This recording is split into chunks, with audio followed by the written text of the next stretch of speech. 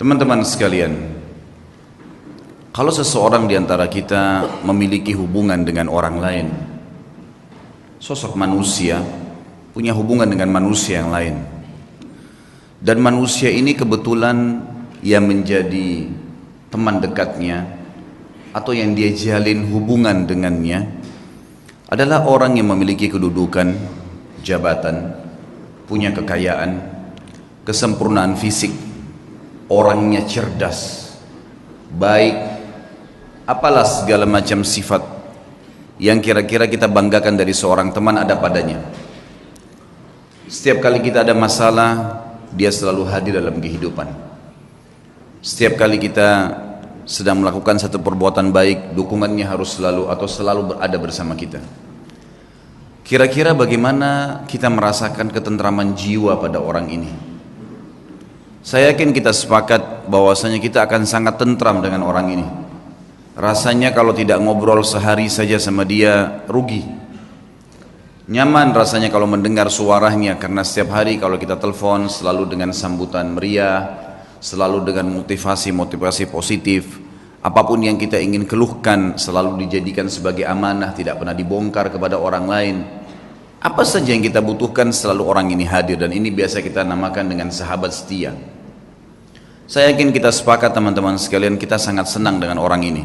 Bahkan mungkin semua file rahasia kita berikan kepada dia. Ini pembukaan ceramah kita sebenarnya. Judul kita teman-teman sekalian, indahnya menjalin hubungan dengan Sang Pencipta Allah. Kalau seandainya kita bisa merasa tentram dengan manusia yang kayak tadi saya berikan ciri-cirinya, dan itu ada, bukan tidak ada dari manusia yang seperti ini, kita bisa merasa tentram. Padahal pada saat kita minta nasihat, dia cuma bisa mengucapkan kata-kata. Mungkin pada saat kita butuh bantuan materi, dia hanya bisa memberikan semampunya. Pada saat mungkin kita berbuat kebaikan, dia hanya bisa support semampunya. Manusia banyak lupa dengan hal yang besar, dan mereka melihat hal yang kecil. Seringkali yang saya kasih contoh di dalam materi-materi sebelumnya, kita kadang-kadang kagum dengan pelukis yang melukis dengan lukisan kecil, yang dia mengambil lukisan dari sesuatu yang kita lihat depan mata kita, dan kita bangga dengan lukisan dia karena persis seperti apa yang kita lihat. Padahal manusia itu hanya menciplak saja, dan lukisan manusia tidak pernah bisa bergerak. Tapi lukisan Sang Pencipta, kalau seorang pelukis bisa melukis pohon kelapa dan kita kagum karena warnanya persis seperti itu, tidak bisa bergerak. Dia hanya sekedar bisa membuat kita kagum kalau melihatnya dan mengenang pada saat dia melukisnya. Tapi lukisan Sang Pencipta, saudaraku, bergerak daunnya, buahnya bisa diincipi rasanya, bisa dilihat, lautannya bisa bergerak, manusianya bisa bergerak. Berapa juta spesies hewan yang kita bisa lihat dengan beragam macam warna kulitnya di depan mata kita. Ini harimau, yang itu singa, yang ini serigala, yang itu ular, yang ini kuda, yang sana jerapah, yang sini gajah, dan segala macam hal. Bagaimana bisa manusia tidak bisa melihat keajaiban Pencipta, Sang Pencipta yang maha luar biasa ini, dan dia kagum dengan hal-hal yang kecil. Kita bangga dengan teman kita yang meminjamkan rumah sehari atau 2 hari. Bahkan pada saat kita dipinjamkan rumah, segala fasilitas diberikan oleh dia. Kulkasnya penuh, segala macam apa yang kita butuhkan penuh, ya, dipenuhi. Panel listrik tinggal dipencet, kemudian nyala semuanya. Remote AC tinggal dipencet, kemudian nyala semuanya. Lalu kita kagum dengan orang itu. Itu tidak salah, manusiawi. Tapi yang salah adalah Anda tidak bisa menilai panel-panel listrik yang besar. Teman-teman sekalian, bukankah ada matahari yang terbit setiap hari tanpa kita memencet panel listriknya?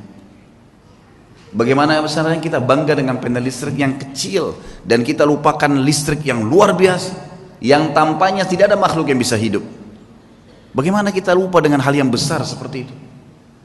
Bagaimana caranya kita bangga dengan lukisan seseorang tadi, dan kita lupa dengan di depan mata kita ribuan makhluk, jutaan, miliaran dari hewan-hewan, dari serangga dengan suaranya, dengan warnanya, dengan gerakannya. Manusia depan mata kita dengan beragam macam paras wajah, warna kulit. Lisan kita bisa mengucapkan kata-kata dengan beragam macam bahasa. bisa membedakan mana rasa manis, rasa asin, rasa segala macam asam dan seterusnya dalam waktu yang bersamaan. Hidung kita bisa membedakan mana bau wangi, mana bau busuk dalam waktu seketika. Kita lupakan sesuatu yang besar seperti itu dan kita bangga dengan hal yang kecil hanya karena teman kita menyemprotkan minyak wangi dan kita rasa wangi. Hanya karena kebetulan kita lewat di sebuah tempat dan kita bisa mengatakan, oh busuk bau ini. Dan kita lupakan alat di hidung kita yang bisa membedakan bau wangi dan bau busuk seketika. Bagaimana bisa manusia lalai dengan hal yang besar dan mereka bangga dengan hal yang kecil, saudaraku. Dan inilah upaya syaitan laknatullahi alaihi untuk menjauhkan manusia dari penciptanya Allah subhanahu wa ta'ala. Allah zat yang maha pemurah, maha penyayang, menyebutkan dengan beragam macam sifat-sifatnya. Dan memang kita lihat depan mata kita. Pada saat Allah betul-betul mengatakan Alhamdulillahi Rabbil Alamin, segala puji bagi Allah Tuhan alam semesta. Memang semuanya memang Dia yang ciptakan. Semuanya yang kita lihat dan kita lihat memang Dia yang ciptakan. Dia pemilik alam semesta ini. Kemudian Ar-Rahmanir Rahim yang maha pengasih dan maha penyayang. Memang benar-benar Dia maha pengasih dan penyayang. Fir'aun yang jelas-jelas mengaku sebagai Tuhan, membantah Musa alaihissalam, kufur kepada Allah dan mengatakan kepada Haman, ya Haman ibni li sarha la'alli attalu ila ilahi Musa wa inni la adhunnuhu kadhiba. Wahai Haman, buatin saya menara supaya saya bisa naik dan saya mau lihat Tuhannya Musa itu. Pencipta dia juga. Dia tantang seperti itu. Mungkin saya bisa lihat Tuhannya Musa dan saya pasti yakin Musa itu pendusta. Tapi apa perintah Allah kepada Musa dan Harun alaihi wassalam? Idhaba ila fir'auna wa qula lahu qawlan layyina. Pergi ke Fir'aun tuh, hai Musa dan Harun, ucapkan kalimat yang santun. La'allahu yatadzakkar aw yakhsha. Siapa tahu dia mau sadar, karena dia tidak ngerti nih. Dia enggak tahu itu. Allah subhanahu wa ta'ala dengan kasih sayang yang luar biasa sampai seorang pencuri pun kalau ketangkap, kepergok dan dikeroyoki oleh masyarakat, teman-teman sekalian, itu juga bentuk kasih sayang Allah kepada dia. Demi Allah, kalau Allah enggak sayang sama dia, Allah biarkan dia dengan kesalahannya, maka di depan mata dia ada lubang api neraka yang akan membakar dia. Allah sudah ingatkan sebelum dia mencuri, sebelum dia kepergok, ada rasa takut, rasa khawatir, kemudian mungkin ketangkap sekali, tapi tetap dia ngotot. Bagaimana caranya Allah berhentikan? Didatangkan sebuah masalah yang berat buat dia supaya dia kapok. Kalau Allah biarkan dia tidak kebongkar, bayangkan berapa banyak kerusakan yang akan dibuat oleh orang ini. Dan Allah tahu dengan kemahamurahannya dan kasih sayangnya, hamba ini nggak ngerti, bodoh nih. Dia akan jatuhkan dirinya pada neraka yang dia sulit untuk selamat pada saat itu. Lebih baik sekarang kamu digebukin dan kamu akan tahu bahwasanya itu adalah berbahaya buat kamu kalau kamu lanjutin. Ibnu Qayyim rahimahullah, seorang alim ulama yang mengenal Tuhannya dan tahu bagaimana menjalin hubungan dengan Allah, berkata, Allah itu, kata beliau, kalau saya memberikan penjelasannya tidak disamakan dengan makhluk, tapi contoh beliau datangkan seperti seorang anak yang sedang minta tolong pada orang tuanya, kemudian orang tuanya belum memberikan kepada si anak tadi. Kenapa tidak diberikan? Karena ternyata si anak ini mau keluar dan bergaul dengan temannya yang buruk. Kalau anda semua di sini membayangkan memiliki seorang anak masih baru SMP, masih baru balik, kemudian tiba-tiba ada temannya ugal-ugalan, jelas narkotika, jahat orangnya, kemudian mengajak teman kita, anak kita dan menggodahnya untuk supaya keluar bersama dia di malam minggu misalnya, jelas mau ke tempat-tempat yang salah. Dan anda sebagai orang tua, kira-kira kita izinkan tidak? Tidak bakal diizinkan. Kalau orang tua yang berakal, dia tidak mengatakan tidak nak, tidak bisa. Ayah, ibu tolong izinkan saya. Jangan. Ayah, ibu tahu. Kenapa kita melarangnya? Karena kita tahu anak ini tidak mengerti. Enggak kok, saya bisa jaga diri. Enggak mungkin kok bisa jaga diri nak. Ayah dan ibu lebih tahu. Kata Ibnu Qayyim, Allah Azza wa Jalla lebih tahu dan lebih cinta pada hambanya dari dirinya sendiri. Wong Allah penciptanya kok. Allah lebih tahu. Sampai kalau saking bentuk kasih sayangnya Allah, sampai keluarnya kotoran, maaf, dari dubur dan kemaluan anda, itu bentuk kasih sayang Allah. Bayangkan kalau Allah nggak keluarin tuh bekas-bekas makanan. Bukankah orang kalau nggak bisa ngeluarin angin dalam 2-3 hari atau seminggu kembung kemudian harus ke rumah sakit? Bukankah kalau orang tidak, kita cuma tahu makan, kita nggak pernah tahu mana yang ada bakterinya atau tidak dari makanan tersebut, begitu masuk tenggorokan lalu tersortir dengan alami, dengan sistem yang luar biasa, Sehingga mana yang jadi nutrisi tubuh, mana yang jadi kotoran. Dan dengan luar biasa Allah cuma memberikan rasa, kita cuma tahu masuk, oh ya mau buang air besar, masuk kamar mandi membuangnya. Kita tidak pernah berpikir, bukankah Anda mencium baunya busuk? Artinya bayangkan kalau tertinggal di perut kita bau yang busuk seperti itu. Tapi kita cuma tahu manusia melihat hal yang kecil, oh ya sudah selesai buang air besar, udah keluarlah, udah selesai, tinggal tahu makan lagi. Siapa yang menggerakkan motor di tubuh Anda ini? Siapa yang membuat mengelolanya? Siapa yang mengeluarkannya? Siapa yang membaginya? Siapa yang mengaturnya? Dan segala macam pertanyaan yang tidak bisa sebenarnya kita gambarkan, teman-teman sekalian. Saya sekarang ingin menyampaikan, mudah-mudahan Allah ikhlaskan niat kita, terutama buat diri saya sendiri tentunya, indahnya menjalin hubungan dengan Allah Subhanahu wa taala. Kalau kita sudah mengenal Tuhan kita, teman-teman sekalian, dan caranya sederhana, hadiri majelis ilmu seperti ini, pelajari tentang rukun Islam, rukun iman, dalami tentang Allah Subhanahu wa taala, rutinkan terus jalankan, maka dengan izin Allah kita akan sampai pada titik nanti mengenal Tuhan kita. Dan kalau kita sudah mengenal Tuhan kita dan kita sudah akrab dengannya, perhatikan efeknya. Kita akan menjadi manusia yang super luar biasa. Kalau ada manusia, teman-teman sekalian, yang setiap kali diajak oleh temannya berbuat maksiat, dia jalan saja. Manusia, itu biasa. Tapi Anda bisa menjadi manusia yang luar biasa kalau mau. Di saat lagi diajak pada hal-hal yang haram, kita nolak, bisa. Dan itu hanya satu saja, orang yang tahu dan mengenal Tuhannya Allah Subhanahu wa taala. Sampai pada hal yang kecil, teman-teman sekalian. Sampai pada hal yang kecil kita bisa terbentuk pribadi kita menjadi manusia yang luar biasa. Saya akan mulai dengan kisah seorang anak muda yang ada di Irak, terkenal dengan kesalehannya. Orang ini dalam kisah yang sedang saya baca, saya tidak temukan namanya. Tapi kita ambil ibrah, pelajaran.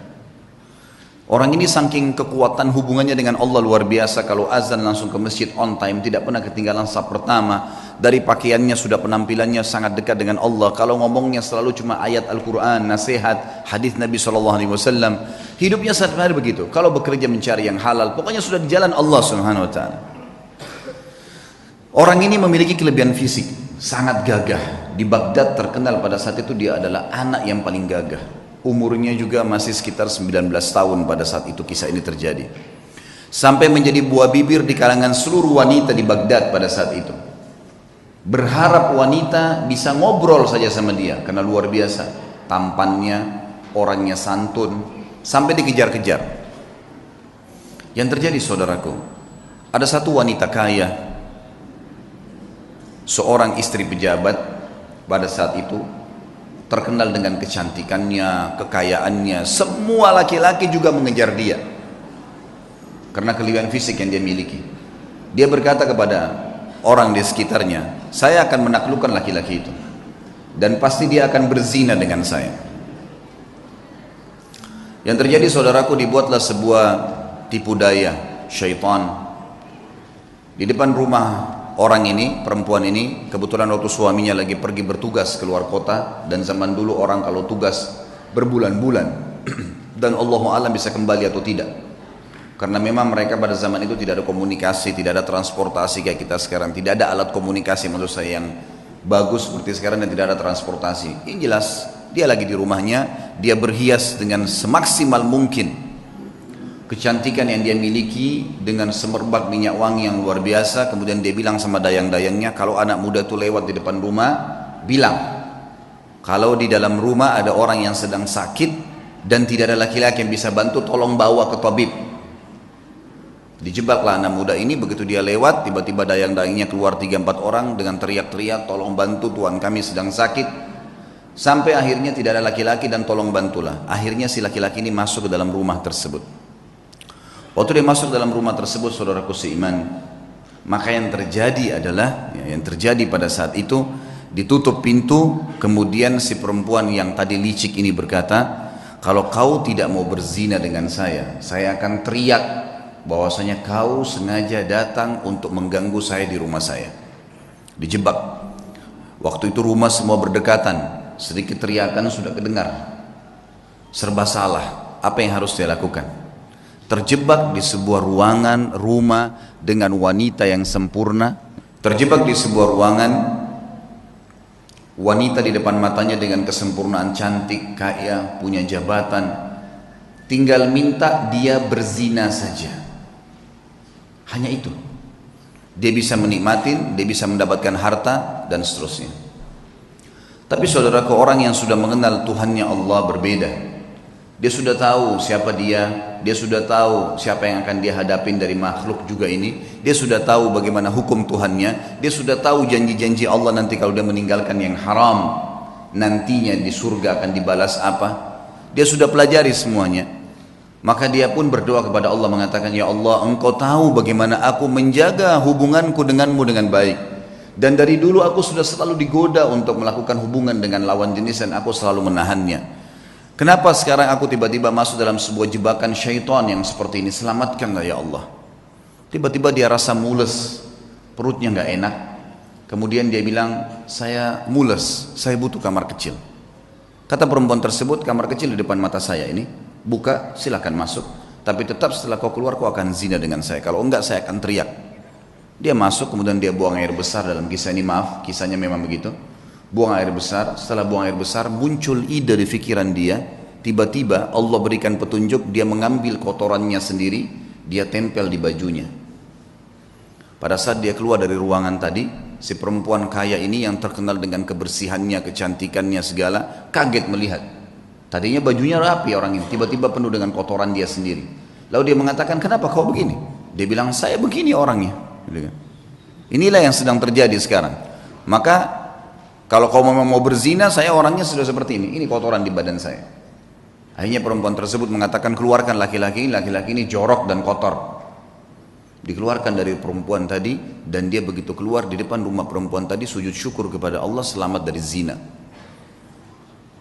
Bagaimana seseorang kalau tahu dan mengenal Tuhannya, dia akan menyelamatkan dirinya dari dosa, bukan cuma terjerumus, sudah terjebak masih bisa lari, teman-teman sekalian. Betapa lemahnya banyak orang di antara kita, bukan cuma dijebak, dianya sengaja jerumuskan dirinya. Padahal sabda Nabi SAW jelas dalam hadis Bukhari, kalau seseorang hamba berbuat dosa, satu dosa kecil, tertetes di dalam hatinya titik warna hitam, kelam. Kata ulama hadis begini, maksudnya apa tetesan hitam itu? Dia akan merasa beberapa hari ke depan hidupnya gelap, hidupnya sulit dengan satu dosa kecil. Hidupnya sulit, kelam, banyak pintu-pintu rezeki yang masih tertutup sampai titik hitam itu bersih. Apa kata Ibnu Umar radhiyallahu anhu? Aku mengetahui beratnya dosa kecil yang aku lakukan. Akar dzam, dosa yang paling kecil, mungkin kita cuma melihat sesuatu yang biasa, mungkin cuma sekedar dengar sesuatu yang tidak disengaja. Saya tahu Allah mengharamkan saya sholat berjamaah subuh di masjid sebulan. Terharamkan dari ibadah gara-gara dosa yang paling kecil bagi dia. Sampai saya kadang-kadang teman-teman sekalian kalau menyimak kisah orang-orang saleh ini menganggap diri kita luar biasa kecil. Saya pernah diajak sama istri saya ke satu tempat, butuh sekali harus masuk di mall. Lalu kemudian saya ambil headset handphone saya pasang di kuping. Sambil saya dengarkan ceramah saya sendiri atau saya dengarkan tilawah. Waktu itu tiba-tiba terlintas di benak saya seperti sebelumnya, subhanallah saya nggak pernah terfikir. Kalau saya masuk ada musik, saya pikir ini adalah hal yang biasa. Bukan saya yang putar kok gitu kan.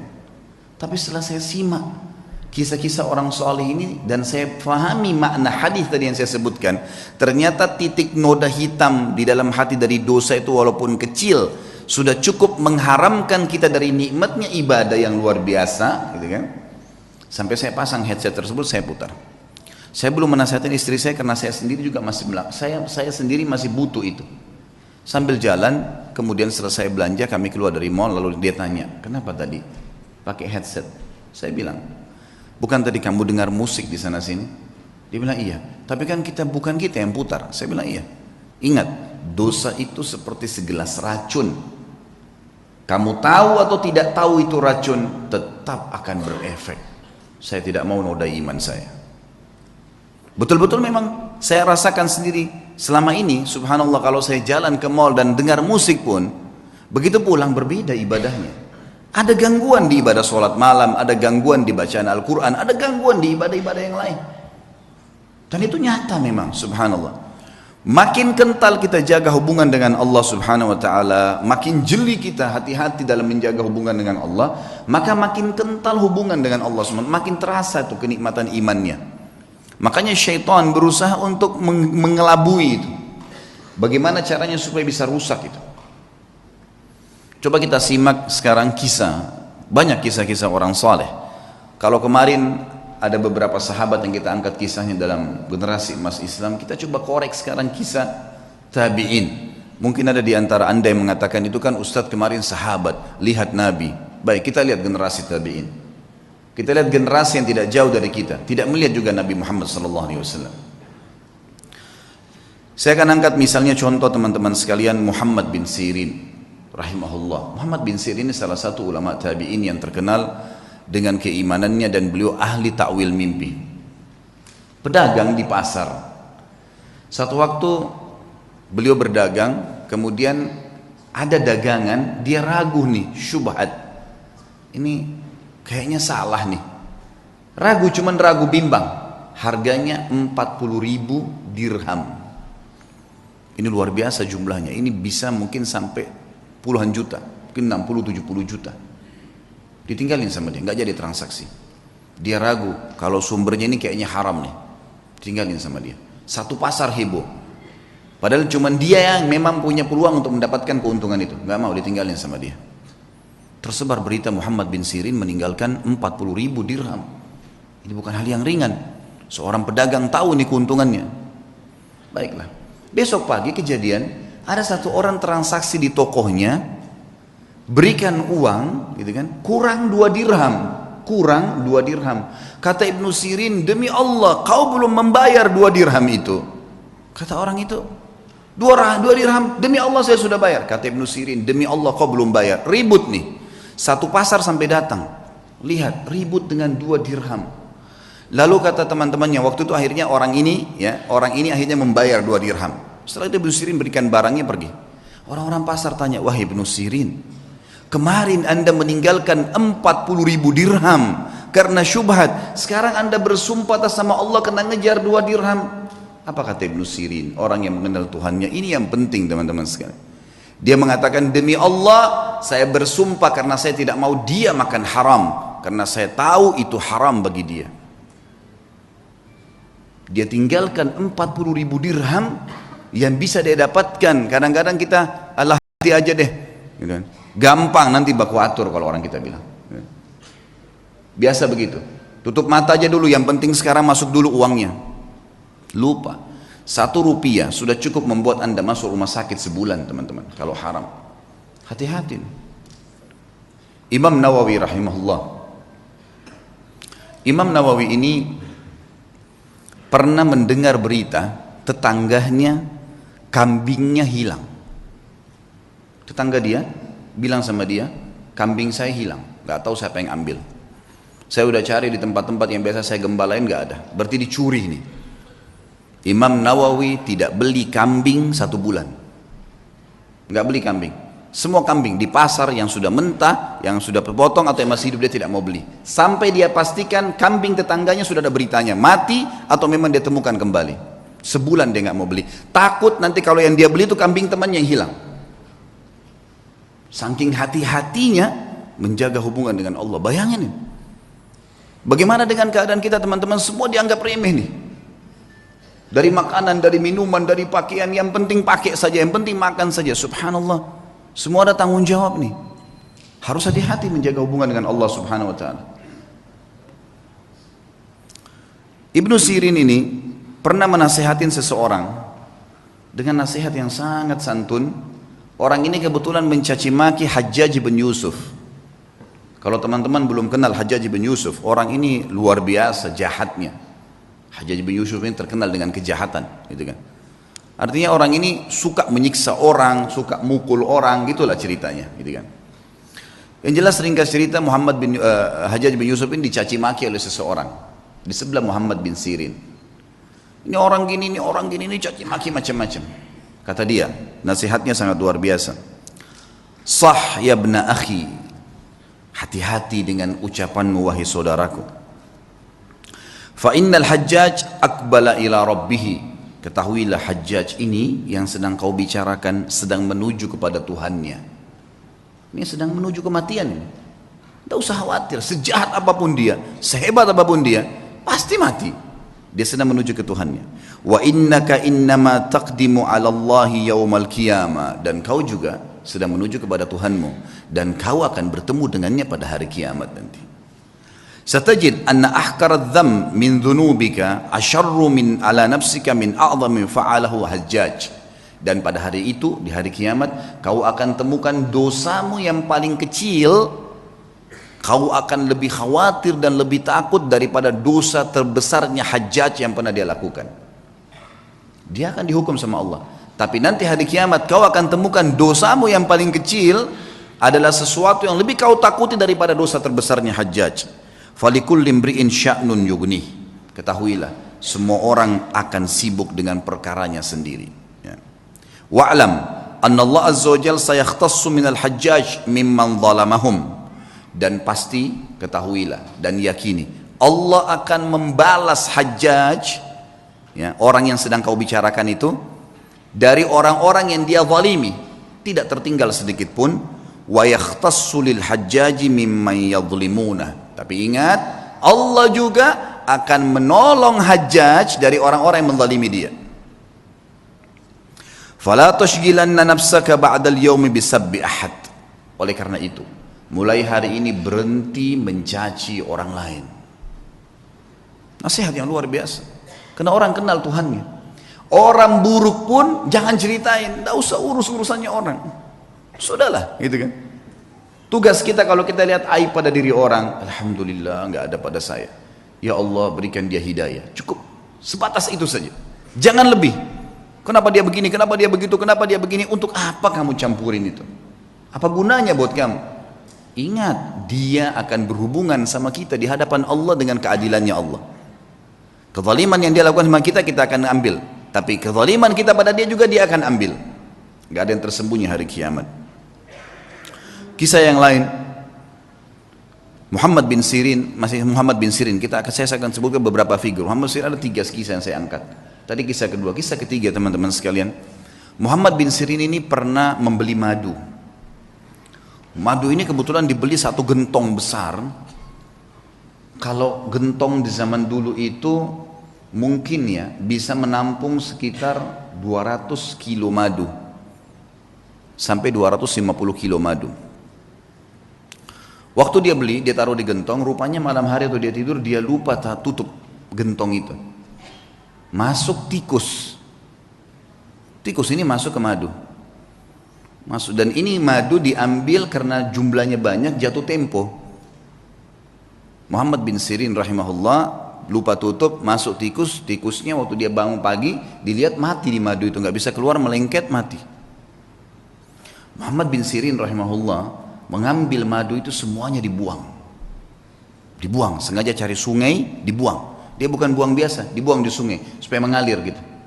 Orang-orang semua datangin, wahai Muhammad bin Sirin, tinggal kamu angkat tikusnya, yang lainnya jual. Kenapa kok harus semuanya dibuang? Apa jawaban dia? Demi Allah saudaraku, aku tidak tahu tetesan mana madu yang kena bakteri, yang kena kotorannya, najisnya tikus itu, sehingga saya jual pada seseorang dan saya menipunya gitu. Maka saya lebih baik rugi semuanya daripada saya dihisab sama Allah hari kiamat. Luar biasa imannya. Dibuang, dialirkan semua. Kisahnya berlanjut, subhanallah. Pemilik madu datang nagih. Beberapa waktu kemudian, wahai Ibnu Sirin, tagihannya. Kata Ibnu Sirin, saya belum punya uang.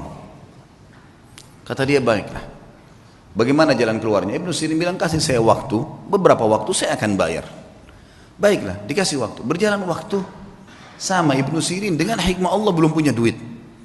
Orang ini hanya mengeluh kepada hakim. Hakimnya manggil, Muhammad bin Sirin ulama besar, dipanggil, dihormatin di pengadilan, lalu dikatakan, wahai Ibnu Sirin, bagaimana kasus anda? Dia bilang, hukum di tangan anda. Ceritanya begini, dan memang saya belum punya apa-apa. Kata hakim, kalau begitu anda akan dipenjarakan. Kata Ibnu Sirin, lakukan. Penjarakan. Dipenjarain Ibnu Sirin. Sampai tunggu siapa yang bisa bayarin buat dia gitu. Subhanallah, penjaga penjara tahu siapa Ibnu Sirin, ulama besar. Kata penjaganya apa? Wahai Ibnu Sirin, kalau malam hari pulanglah tidur dengan keluarga Anda, pagi silakan Anda kembali ke sini. Kira-kira bagaimana tuh kalau kita ditawarin begitu? Penjaga penjara, silakan pulang ke rumah, nanti pagi datang lagi ke sini. Gitu. Begitu terus di penjara.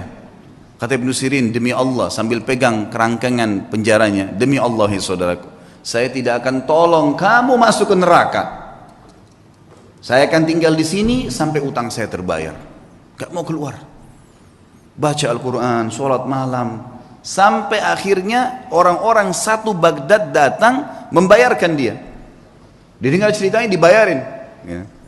Lunasin utangnya sampai dia keluar. Tapi bagaimana mereka mengetahui hubungannya dengan Allah Subhanahu wa taala? Dan ini satu hal yang mahal teman-teman sekalian, mahal sekali.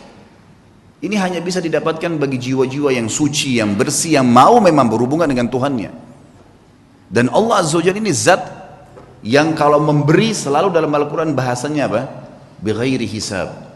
Innama yulaqqas sabiruna ajrahum bighairi hisab. Selalu ada kalimat bighairi hisab, bighairi hisab. Bighairi hisab itu tanpa ada hitungan.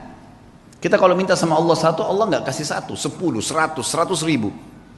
Luar biasa kalau pemberian Allah SWT itu. Saya pernah punya pengalaman pribadi teman-teman sekalian di Jakarta. Waktu saya buka restoran. Subhanallah, dengan hikmah Allah terjadi sesuatu pada saat itu. Restoran ini mengalami kemunduran. Kemudian saya tidak tahu harus berbuat apa lagi. Lalu kemudian saya tetap menjaga komitmen di jalan Allah Subhanahu wa taala. Itu memang kebetulan tidak ada duit sama sekali. Restoran ini harus dibongkar total, pindah dari tempat sewanya. Saya nggak tahu harus buat apa. Yang saya lakukan adalah saya coba pada saat gentingnya seperti itu, bagaimana justru kita gencet diri kita untuk lebih dekat dengan Allah. Hati-hati, jangan malah masuk ke dalam hal yang haram, karena makin memuncaknya sebuah cobaan, maka makin dekat jalan keluar dari Allah. Ini sudah harus 1 minggu lagi saya bayar, dan kalau tidak dibongkar paksa, bisa rusak barang-barang. Nilainya barang yang ada di situ tidak kurang dari 1 miliar rupiah. Ini kalau dibongkar, dirusak semua, ini jadi masalah. Dan ini ada investor yang masuk dengan saya. Ya Rabbi, apa jalan keluarnya? Coba saya menghubungi ayah saya, kebetulan alhamdulillah beliau masih hidup, tolong doain saya, mudah-mudahan ada jalan keluarnya. Kemudian saya coba juga melakukan hal-hal yang saya mampu ibadah kepada Allah Subhanahu wa taala sambil tetap saya sabarin. Tunggu sampai titik terakhir. Subhanallah, waktu itu kejadian hari Senin, hari Jumat itu kalau saya tidak punya informasi jelas, maka akan dibongkar paksa, dan ini akan dibongkar, saya nggak tahu mau taruh di mana barang-barang yang penuh. Jumlah luasan restoran 163 meter yang sangat besar, penuh dengan barang-barang, mau ditaruh di mana nih? Ada coolernya, ada chillernya, ada macam-macam. Subhanallah, hari Rabu saya pengajian malam di Blok M Square di Jakarta. Ada satu jemaah saya, jazakallah khair. Beliau rupanya penggemar ceramah tapi sering dengar di YouTube. Tinggal di Perancis, orang kita. Beliau datang, bukan WhatsApp ke saya, Ustaz saya lagi mau ke Jakarta, saya lagi di Jakarta, saya ingin hadir langsung ceramahnya Ustaz. Oh fadlan, silakan antum datang ke Blok M Square hari Rabu malam ini. Kebetulan maghrib isya ada materi dosa-dosa besar, habis isya insya Allah akan ada tanya jawab sampai jam 9 malam. Datanglah beliau, habis selesai ceramah dia datang salaman sama saya, karena saya belum pernah lihat fisiknya, cuman selama ini kontek-kontekan program sosial yang saya kasih, sumur lah, beli motor buat dai lah, beragam macam program yang saya kadang-kadang buat di pengajian. Itu semua dia ikut menyumbang. Sampai terakhir jazakallah khair, beliau nyumbang untuk mengumrohkan 2 orang hafid Quran, gitu kan. Yang saya buatin program, kemudian alhamdulillah dia ikut. Yang jelas teman-teman sekalian, saya waktu itu kemudian saya ngobrol sama dia habis sholat, lalu kemudian saya kasih di mobil saya, kebetulan ada beberapa buku agama, silahkan ambil, bawa pulang, mungkin antum bisa baca-baca. Pas mau pisah, hitungan 2 menit sebelum pisah, dia ngomong sama saya, Ustaz saya kemarin ke Ajwad, ke restoran antum, tapi tutup. Oh iya akhi, udah tutup itu, mungkin sekitar sebulan sekalian tutup. Dan memang keadaannya sekarang kayaknya udah nggak bisa saya lanjutin sewanya karena terlalu mahal. Dan ini insya Allah akan mungkin dibongkar dalam 1-2 hari ini sudah akan dibongkar. Mungkin memang tidak bisa buka lagi. Loh kenapa Ustaz masalahnya? Saya ceritain sepintas. Karena sewa ini harus bayar per bulan sekian, jadi saya tidak bisa menjalankan lagi. Tapi memang nilainya restoran sekian, mungkin saya akan buka. Saya sudah coba tawarkan saham ke beberapa jemaah, memang belum ada jalan keluar. Emang sahamnya berapa Ustaz? Sahamnya sekian saya bilang. Ada nilai yang saya sebutin tentunya tidak layak saya sebutin dalam pengajian. Kemudian dia bilang sama saya, kenapa Ustaz baru bilang? Saya sebenarnya baru kemarin ikut investasi di satu perusahaan yang saya inginin. Baik Ustaz, berikan saya waktu, malam ini saya bicara sama istri, siapa tahu ada jalan keluar. Fadhal, silahkan. Saya pulang ke rumah, kemudian saya setelah mandi segala, mungkin sekitar jam 10 malam saya dihubungin sama beliau. Ustaz, saya sudah musyawarah sama istri, kayaknya saya akan ikut sama antum nih, investasi. Restoran itu kita bongkar, pindah dari satu tempat, kita sewa, kita pindah semua. Tiba-tiba, ini orang datang dari Prancis, Allah utus datang ke saya ke Jakarta, kemudian kasih jalan keluar. Dan teman-teman kalau saya sebutin nilainya, dia kasih uang ke saya cash 650 juta. Saya sampai gak bisa tahan, waktu itu nangis, sujud-sujud sama Allah, ini jalan keluar bagaimana ini? Saya langsung datang ke mallnya, waktu itu saya bahasakan ini saya mau buka kembali, dia bilang udah nggak bisa Pak, harus bongkar. Baiklah, berikan saya waktu, saya sudah punya anggaran, saya sewa. Besoknya saya keliling, subhanallah, saya longin waktu, tidak ada saya kosongin pengajian, saya dapat tempat kontrakan baru, ada tempat lebih besar, saya bisa bayar, pindah semua dengan mudahnya. Dalam 2 minggu setelah itu sudah pindah semua, alhamdulillah, dan sekarang berjalan sudah hampir 2 tahun. Sabar sedikit dalam ketaatan. Dan Allah Azza wa Jal ada bersama kita teman-teman sekalian. Innallaha ma'alladzina taqaw walladzina hum muhsinun. Allah sudah katakan, Allah akan selalu bersama dengan orang yang beriman dan orang yang berbuat baik. Ini enggak, kadang-kadang orang sudah dalam keadaan genting, susah, maksiat lagi. Tambah kebar, tambah mabuk, tambah berzina, menambah menumpuk-numpuk masalahnya. Sementara masalah kecil saya sudah cukup membuat masalah yang besar buat kita. Maka harus sabar, yakin dengan Allah Subhanahu wa ta'ala. Kita dengarkan kisah Asy-Syu'bi.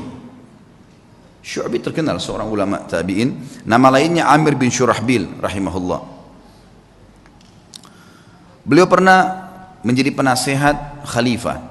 Penasehat khalifah ini zaman dulu kelebihan khalifah-khalifah Islam kita itu mereka menjadikan penasehat-penasehatnya selalu ulama.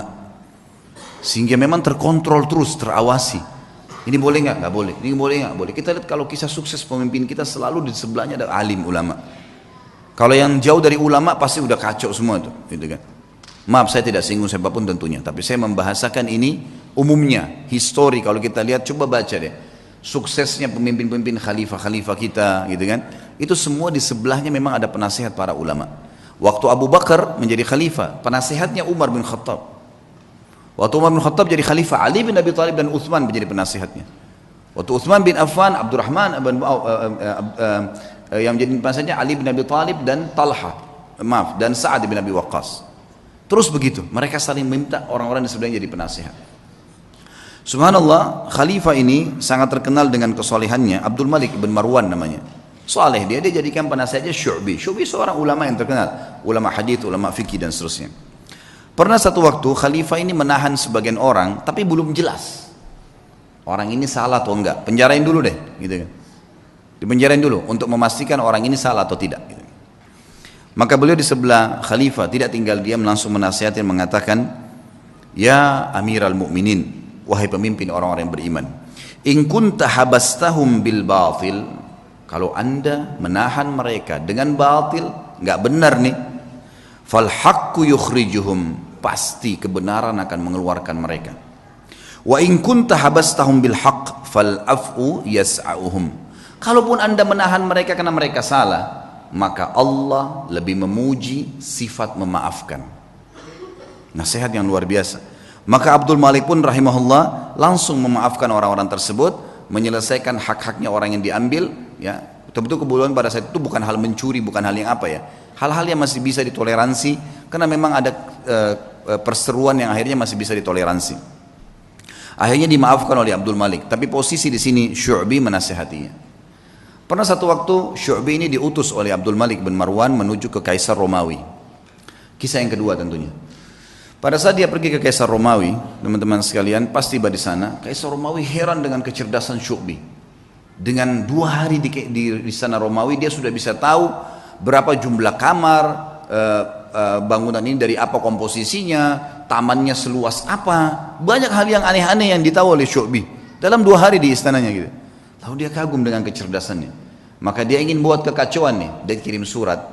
Surat ini dia bilang kepada Syu'bi, wahai Syu'bi, kasih ini kepada khalifahmu, jangan buka, kasih ke dia. Dia bilang baiklah. Syu'bi menjaga amanah, dikasih kepada Amir Mu'minin Abdul Malik. Lalu waktu dibuka tulisannya begini, dari Kaisar Romawi kepada yang terhormat Raja Muslim Abdul Malik bin Marwan, saya melihat bahwasanya orang yang sedang kamu utus ini sangat cerdas dan kayaknya dia yang paling layak menjadi khalifah gitu. Bahasa begitu. Lalu Abdul Malik ini menutup surat lalu mengatakan kepada Syu'bi, apa kau tahu apa yang terjadi? Surat ini apa isinya? Dia bilang, demi Allah tidak wahai Amir Mu'minin. Amanahnya adalah titipin surat ini kasih ke Amir Mu'minin. Kira-kira kalau kita tahu isi suratnya seperti itu, masa kita mau kasih ke khalifah gitu ya? Kalau secara akalnya memang dia nggak buka apa adanya. Dan orang yakin kepada Allah Subhanahu wa taala. Sehebat apapun tipu daya yang dibuat oleh manusia, wa makaru wa makarallah wallahu khairul makirin, mereka mengatur tipu daya dan Allah juga mengatur tipu daya, dan Allah sebaik-baik pengatur strategi tipu daya. Mau kemana dia muter-muter, mau kemana dia buat data-data palsu, surat-suratnya sampai kemana gitu ya. Toh kapasitas perutnya cuma makan 2 piring, tempat tidurnya cuma 1 kali 2 meter, dan pada saat mati cuma membawa kain kafan. Mau dibawa kemana tuh mobil yang dibeli dari uang haram, tas-tas bermerek, dompetnya, makanan-makanan mewah yang dia makan akhirnya jadi kotoran dan jadi penyakit buat dia. Kebodohan, karena tidak faham. Ringkas cerita adalah, kata Syu'bi, demi Allah saya tidak tahu ya Amir Mu'minin. Kata dia, sesungguhnya Raja Kaisar Romawi itu menulis surat mengatakan kagum dengan kecerdasanmu, dan dia berkata gitu kan, kalau kamu adalah orang yang paling layak jadi khalifah. Kata Syu'bi, demi Allah yang bermukminin, karena dia belum kenal anda. Kalau dia kenal anda, pastilah otomatis dia akan tahu bahwasanya anda lebih cerdas daripada saya. Lalu kata Abdul Malik, saya sudah faham apa maksudnya. Lalu kemudian dia kirim surat lagi ke Raja Romawi, dan dia berkata kepada dari Amir Mu'minin Abdul Malik bin Marwan dan kepada Kaisar Romawi, apa yang kamu ucapkan itu ya, sebenarnya sudah saya baca kalau kau ingin mengacaukan kerajaan saya. Dan ketahuilah, saya dan Syu'bi bersaudara karena Allah, dan tidak akan pernah kau bisa masuk di dalamnya.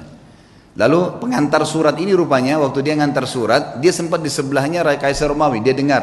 Maka dia mengatakan, ya demi Allah, kata si Kaisar Romawi tapi dalam bahasa Arab diterjemahkan, karena mereka juga memanggil Allah, orang-orang Kristen gitu kan. Demi Allah, saya tidak ingin kecuali itu, ingin mengacaukan kerajaannya. Tapi hubungan antara seorang mukmin dengan mukmin, teman-teman, atasan dengan bawahannya, tidak mudah dikoyahkan kalau dia kenal Allah Subhanahu wa taala. Orang ketiga datang membuat fitnah, membuat apa, semuanya tidak akan ada masalah buat dia. Kisah yang lain, Atha bin Abi Rabah rahimahullah. Atha bin Abi Rabah ini teman-teman sekalian pernah, tentu Atha ini sedikit saya berikan gambaran, dan ulama mengatakan dalam ilmu jarh wa ta'dil, dalam ilmu hadis kita boleh ada hal-hal yang boleh disebutkan kalau berhubungan dengan kekurangan seseorang, kalau memang itu ciri khasnya, atau sesuatu yang kalau disebutkan tanpa menyebutkan nama pun, nah ini masuk bukan dalam ghibah. Yang jelas ulama menyebutkan ciri fisik di sini, seperti mereka menyebutkan Nabi SAW jarbu, tidak tinggi tidak pendek, itu bukan aib. Atha bin Abi Rabah ini seorang budak hitam, kulit hitam, disebutkan dalam buku-buku tentang penjelasan biodata beliau, orangnya kurus, kaki kanannya pincang, mata kanannya rusak, fisiknya sangat kurang rahimahullah. Tapi waktu Atha bin Abi Rabah menjadi ulama, khalifah waktu itu Sulaiman bin Abdul Malik, adiknya tadi Abdul Malik bin Marwan itu, anaknya Abdul Malik bin Marwan, waktu sudah meninggal ayahnya dia jadi khalifah. Sulaiman bin Abdul Malik ini orangnya baik, khalifah dan suka dengan alim ulama. Dia mengeluarkan peraturan kalau tidak boleh mengeluarkan fatwa di musim haji kecuali Atha bin Abi Rabah, orang alim ulama. Karena ini dalam haji tidak boleh sembarangan nih. Sampai Atha bin Abi Rabah dapat julukan ya alimnya ulama, gurunya para ulama. Ulama-ulama pun kalau datang di Mekah banyak meminta nasihat dari beliau. Atha bin Abi Rabah ini rahimahullah di musim haji datanglah Sulaiman ibn Abdul Malik khalifah dengan anaknya, dengan ketampanannya, dengan dayang-dayangnya, dengan kebesarannya, buka kemah besar, kemudian masuklah wukuf di Arafah. Sementara wukuf, Sulaiman mengatakan, di mana sahibukum? Aina sahibukum? Mana nih teman kalian nih? Biasanya kalau bahasa sahibukum ini santun dari khalifah untuk mufti, ya, untuk muftinya. Atha bin Abi Rabah ada di mana? Kata mereka Amirul Mukminin lagi di kemahnya, lagi menunggu orang-orang yang lagi antri, lagi antri bertanya gitu. Dia bilang saya punya hajat, saya ingin datang ke sana. Baiklah, Sulaiman datang. Sulaiman ini dia menunjuk si, ya. Atha bin Abi Rabah jadi mufti, dia yang memberikan gaji, gitu kan? Pemimpinnya lah. Ya. Dan waktu itu khalifah. Dan perlu diketahui Sulaiman belum lagi di zamannya ini khilafah Umayyah jadi luas sekali, luar biasa, gitu kan? Kuasanya sangat luas karena ayahnya juga punya kekuatan militer yang besar. Ringkas cerita dia pun datang dan dia seorang saleh. Begitu dia masuk ke kemahnya Atha bin Abi Rabah, disambut oleh Atha bin Abi Rabah, pelukan, ngobrol, saling menyebutkan kata-kata yang santun satu sama lain sebagaimana adab seorang muslim. Setelah itu Atha bin Abi Rabah bertanya, "Wahai Amir Mukminin, kenapa Anda datang ke sini?" Kata dia, "Saya punya hajat, ada pertanyaan yang saya mau tanya."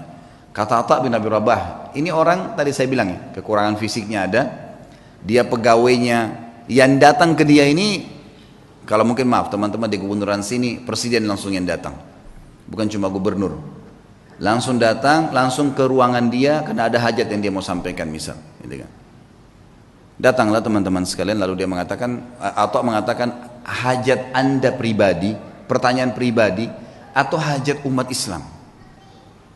Kata Amir Mu'minin, hajat saya pribadi, pertanyaan saya pribadi. Atha mengatakan, kalau begitu Amir Mu'minin, mohon maaf, Anda keluar antri bersama muslimin, karena ada yang sudah antri sebelum Anda punya hajat pribadi. Kalau itu hajat umat Islam, saya akan dahulukan Anda. Orang di sekitar Sulaiman ini marah, tapi Sulaiman diam, rahimahullah. Beliau sangat luar biasa. Mana ada presiden atau raja mau dipermalukan begini? Kan tinggal jawab selesai kan gitu. Tapi beda nih. Ini namanya muru'ah ya, kehormatan, menjaga kesucian kehormatan dengan Allah. Luar biasa. Silakan Anda antri karena muslimin sudah antri sebelum Anda. Sulaiman keluar antri. Ini orang di belakangnya sudah pada marah nih, ajudan-ajudannya segala sudah luar. Ini kalau bukan karena Sulaiman, dalam riwayatnya dikatakan kalau bukan karena Sulaiman diam, maka kami sudah ngamuk nih gitu. Gitu kan? Ini kalau orang sekarang sudah remuk-remuk tulangnya gitu kan. Subhanallah antri. Dan Atha bin Abi Rabah dalam kisah ini dikatakan menjawab fatwa dengan tenang. Hukumnya begini sampai selesai, sampai giliran datang Sulaiman. Begitu datang bertanya dijawab juga dengan tenang. Sudah selesai, pulang, sudah pamit pergi. Begitu kembali ke istana, tentu ada masalah nih ya. Sulaiman menarik dengan keimanannya juga, akhirnya dia mengatakan, kumpulin semuanya, kumpulin semua kerabat saya yang ada hadir di sini dan semua ajudan pemerintahan. Dipanggil semua kumpul. Di kemah yang besar mereka kumpul, lalu dia mengatakan, apa yang kalian lihat bukanlah sesuatu yang mempermalukan. Amir Mu'minin, raja, bukan sesuatu yang mempermalukan. Dan demi Allah, Allah memuliakan Atha bin Abi Rabah dari saya karena ilmunya. Dan di dalam Islam memang seorang alim di atas seorang amir.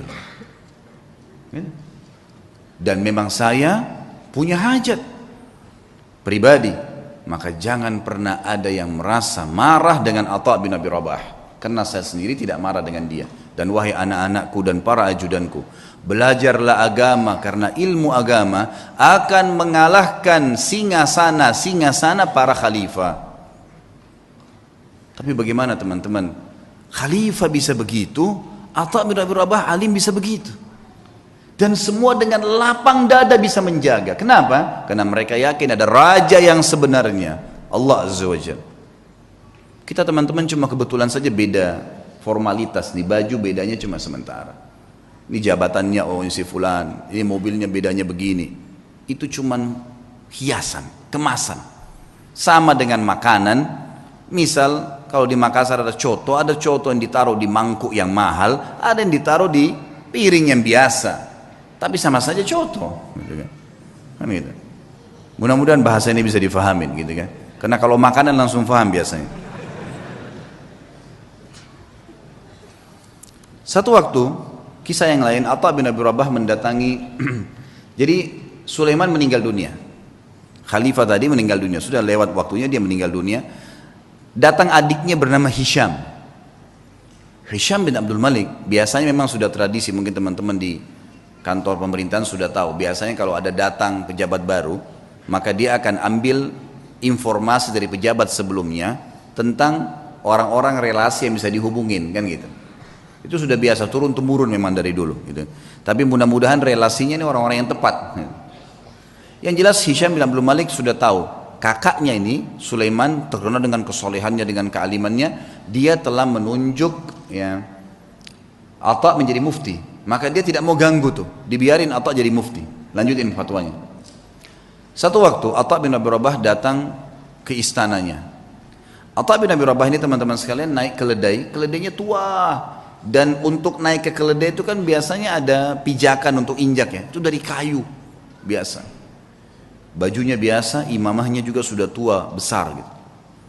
Dia lagi jalan dari Mekah menuju ke Damaskus, ibu kota Syria. Perjalanan lumayan 1 bulan. Subhanallah, begitu sudah kelihatan istananya Khalifah Hisham bin Abdul Malik, ada satu ulama lain namanya Atha juga Al-Khurasani dari Persia. Terkenal juga ulama tabi'in, Atha Al-Khurasani. Jadi kalau disebut nama Atha dua ini, Atha bin Abi Rabah di Mekah, ini bekas budak yang jadi alim ulama, ini Atha Al-Khurasani memang anak pejabat, tapi jadi alim ulama juga. Dia lagi di kereta kencananya, kalau kita sekarang mungkin mobil yang paling mewah gitu kan, kalau kita kencana dulu, ada 2 orang yang di depan memegang kudanya dihias dengan beragam macam hal, luar biasa lah, ketahui ini pejabat gitu. Begitu Atha Al-Khurasani lihat dari jauh, Atha bin Abi Rabah dikenal nih. Dia suruh berhentiin kereta kencananya, ada anaknya yang ikut di situ, anaknya Atha Al-Khurasani lagi ikut.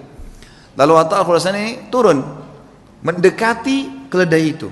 Kata anaknya yang meriwayatkan kisah, saya belum pernah lihat ayah saya turun mendampingi orang, datangin orang.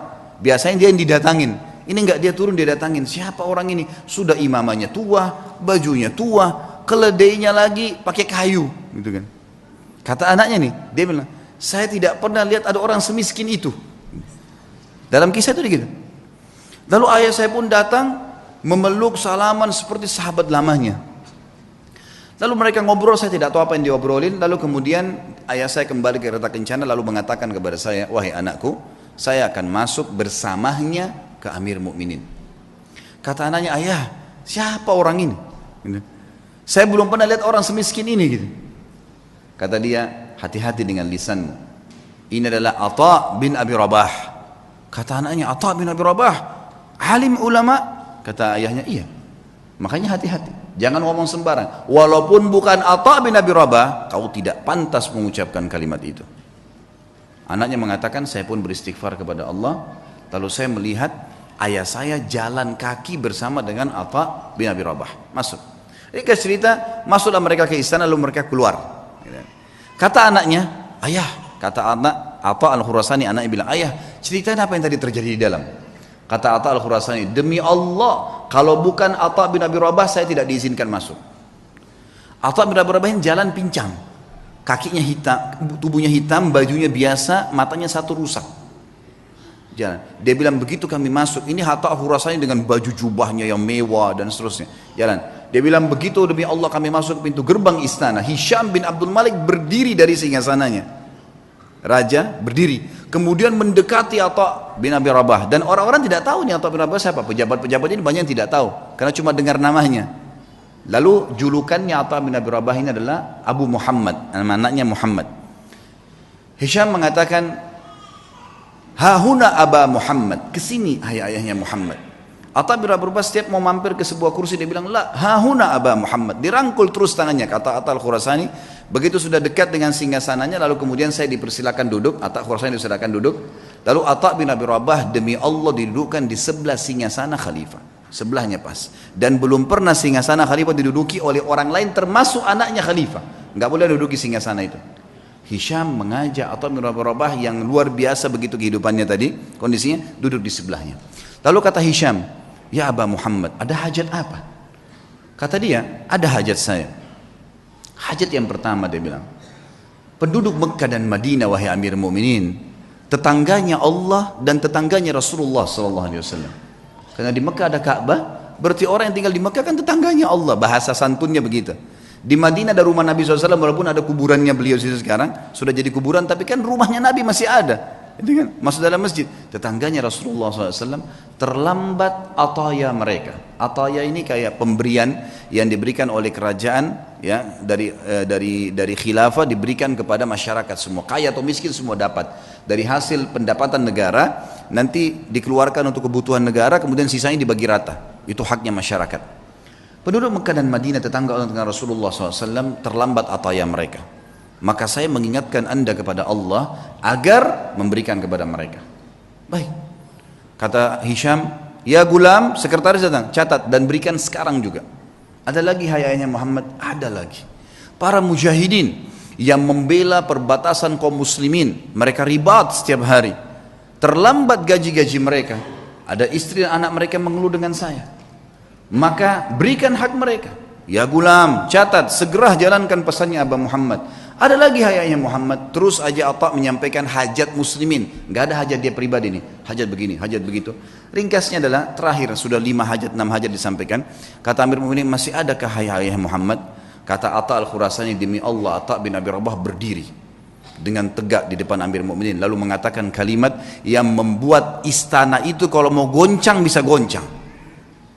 Dia mengatakan apa? Wahai Amir Mu'minin, ada hajat yang lebih penting dari semua yang saya sampaikan tadi. Kata Hisham, apa itu wahai Atha? Aba Muhammad, apa itu? Ini orang-orang kaget, belum pernah ada orang khalifah duduk, dia berdiri depannya dan dia menunjuk nih, ada hajat yang lebih penting. Kata dia, apa itu hai ayah Muhammad? Demi Allah wahai Amir Mu'minin, kau dilahirkan di muka bumi ini sendirian, dan kau juga akan mati sendirian, dan kau akan dihisab oleh Allah sendirian. Demi Allah, semua yang kau lihat di sekitarmu ini tidak bermanfaat buat kamu, maka bertakwalah dengan Allah. Hisham bin Malik menangis, waktu itu menangis luar biasa sambil memukul tongkatnya.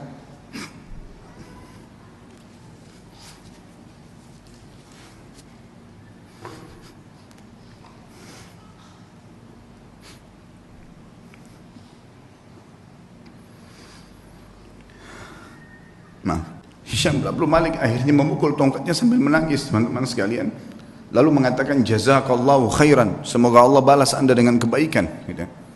Setelah itu kemudian kata Atha Al-Khurasani, kami pun keluar, dan demi Allah Atha bin Abi Rabah tidak minum segelas air pun dari Amir Mu'minin, tidak minum segelas air pun. Dan waktu kami tiba di pintu gerbang, maka dikejar oleh seorang sekretaris untuk memberikan dia sekantong uang emas. Maka Atha mengatakan, demi Allah saya datang bukan untuk ini, kemudian ditinggalkan. Lalu kemudian Atha bin Abi Rabah pulang, teman-teman sekalian, hanya untuk menasihati khalifah untuk hajat muslimin, dan tidak ada hajat dia sama sekali. Kata Atha Al-Khurasani sebagai penutup kisah, demi Allah kalau Atha bin Abi Rabah menyebutkan semua hajatnya, maka akan dipenuhi oleh Amir Mu'minin. Itulah kisah yang luar biasa dari seorang Atha bin Abi Rabah, yang luar biasa bagaimana menasihati khalifah dan karena Allah subhanahu wa ta'ala.